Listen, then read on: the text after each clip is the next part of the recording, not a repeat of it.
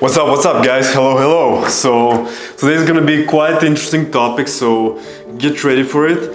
I have a full sheet of information, of breakdown for you guys. So it's gonna be about advice for middle-aged lifters, how to actually have an impressive physique as a middle-aged lifter or above. So I took the information from recent studies, recent meta-analysis and recent scientific peer review. And it's all digested in a consumable way, so you guys can actually understand everything and actually can take away some really good information from that. In this video, just so you know, I didn't really find any other YouTubers that made it as detailed as myself, all the detailed information for it, so I decided to make a video for that separately and actually have all the information that you guys need, actually most of it, that you guys need all in one place, so you guys can actually sit back, relax and take some notes, because this is gonna be quite interesting for you. So, I'm gonna give advice on sarcopenia, and that happens at around age 40 it starts happening, and it starts definitely taking an uphill, going to uphill after age 50, like exponentially. So just so you know, it's not gonna be a really night and day difference, but those are really important points that you guys need to take into consideration, and some things that you really need to be aware of.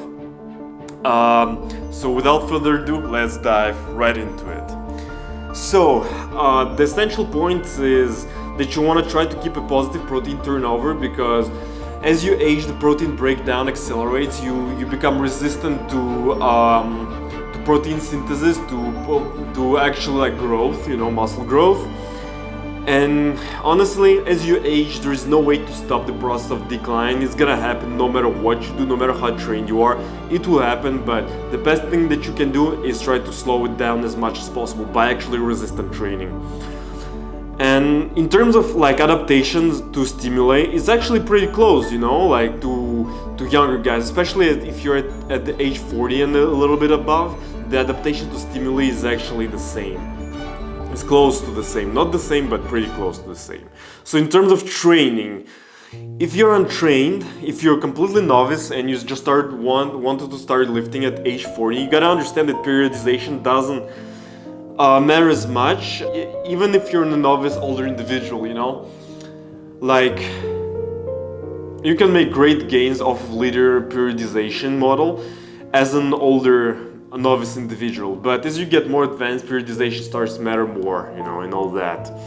So hypertrophy is what you have to also understand, is that hypertrophy is quite hard to obtain comparing to strength gains as an older individual, especially as a novice older individual, because you got as a strength athlete, for example, or as a strength beginner that wants to maximize strength gains, the neural adaptation is gonna be there and you're gonna gain strength quite faster than hypertrophy. That's what you gotta understand. So in terms of sets per week, how much sets is required for hypertrophy, as a young guy, it's 10 plus sets. If you're novice, it's gonna be 10 plus sets, something about there, 8 to 10 plus sets as a novice to get good amount of hypertrophy. But as an older guy, you actually have to scale back on the sets that you do per week,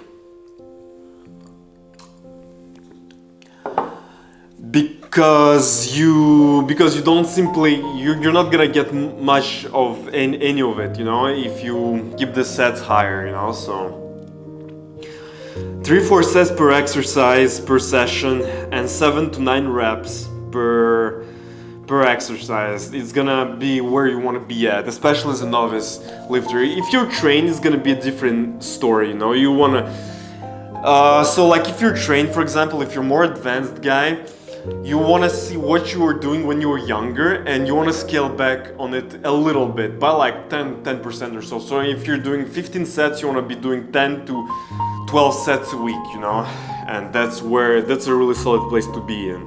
And in terms of frequency, the studies found that there were 2 studies on hypertrophy, so not much data to pull from, but they were comparing 3 sessions a week compared to 2 sessions a week, and they actually found that 2 sessions a week is superior if you're an older guy to 3 sessions a week. So it is what it is. So yeah, it's gonna be a little bit less volume for older individuals comparing to when you were younger. And you also have to pull back on intensity a bit. So instead of going RPE 9, so 1 rep in reserve, you want to be RPE 8 or 2 reps in reserve or 7. But if you're a beginner, completely beginner older lifter, you can get away with 5 RPE, so 5 reps in reserve, and you can still make absolutely good gains with that.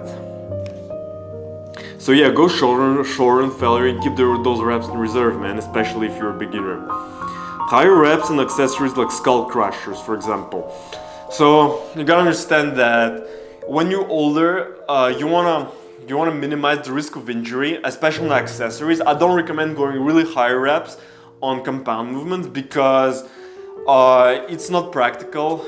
Like, it's gonna dip into your recovery more. It's not as comfortable to doing high reps, for example, bench press, squats, like 12 plus reps. It's gonna be kind of harder, to pull that off. So you wanna be like on my previous recommendations, reps per set recommendations of 7 to 9 reps. And yeah, if you're doing skull crushers, right? Or tricep push downs or lateral raise, you want to be doing 12 plus reps on those to minimize risk of injury and, just keep it safe.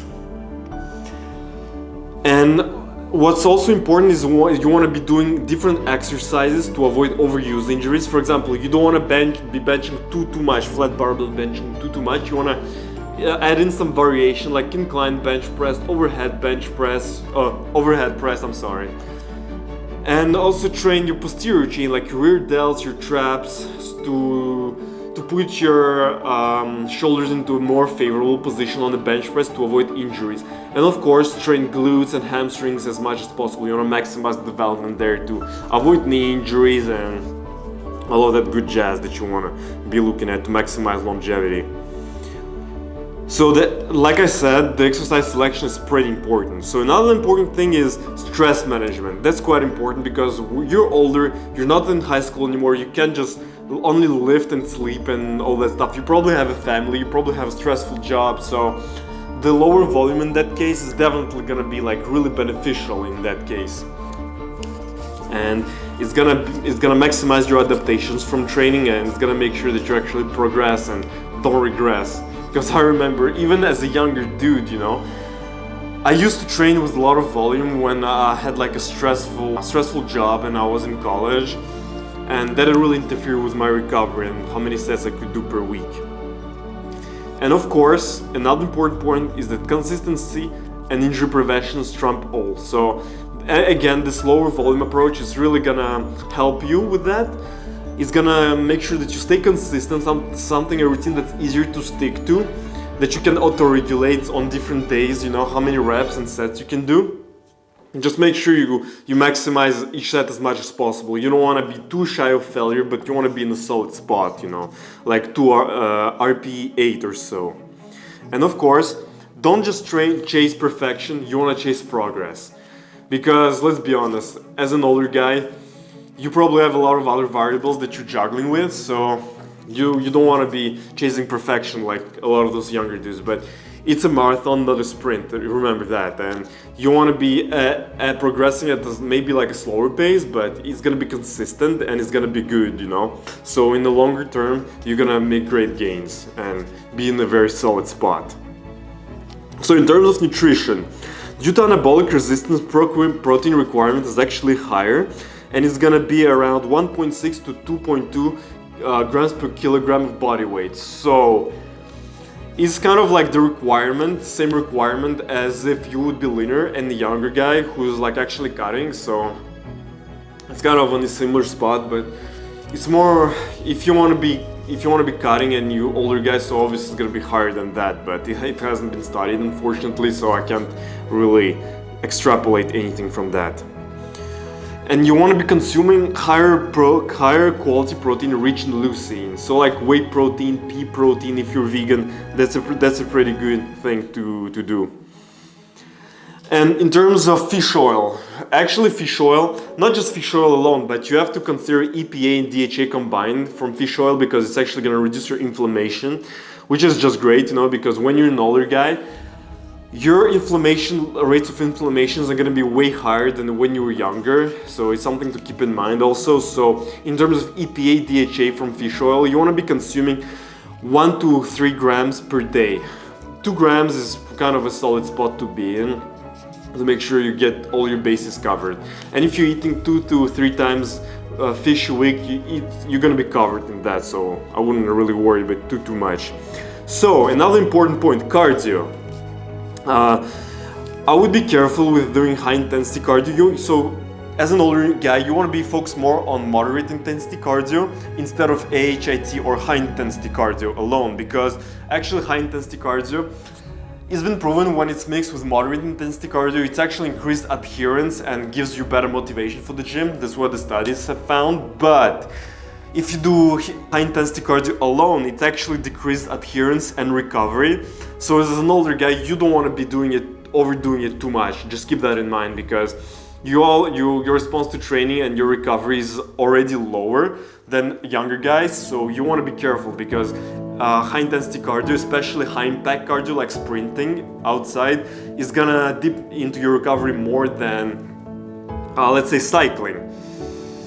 So keep moderate intensity cardio to about 30 minutes or so, especially on a cycle. You don't want to be running too much, because it's gonna interfere with your leg training and stuff. So you don't have a huge negative impact on adaptations from your training. So guys, to conclude everything, you want to set your volume should be your set volume per week should be lower than when you were younger.